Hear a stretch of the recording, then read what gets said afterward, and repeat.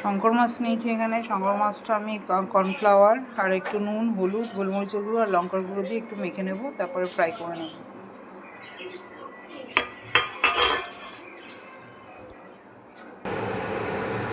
শঙ্কর মাছটা সমস্ত কিছু দিয়ে মেখে নিয়েছি, একটু আদা রসুন পেস্টও দিয়েছি, সবগুলো মেখে নিয়েছি। এবার ভেজে নেব। মাছগুলো সব ভেজে তুলে নিয়েছি। এখানে যে তেল দিয়েছি আর একটু সাদা তেল দিয়েই রান্নাটা করব। আর এখানে কতগুলো সবজি কেটে নিয়েছি, টমেটো আছে, ক্যাপসিকাম আছে, কাঁচা লঙ্কা আছে, আর পেঁয়াজ আছে, আর এটা পেঁয়াজ পাতা আছে কিছুটা। তো এই সবজিগুলো দিয়ে দেবো তেলের মধ্যে।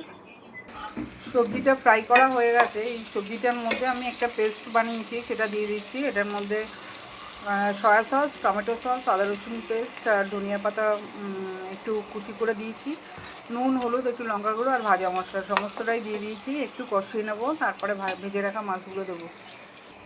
গ্রেভিটা তৈরি হয়ে গেছে, এবার মাছগুলো মিশিয়ে দিচ্ছি। চিলি ফিশটা হয়ে গেছে, নামিয়ে নিয়েছি। তো শঙ্কর মাছ দিয়ে চিলি ফিশ করলাম। টাটা, সবাই খুব ভালো থাকো, সুস্থ থাকো, পাশে থেকো।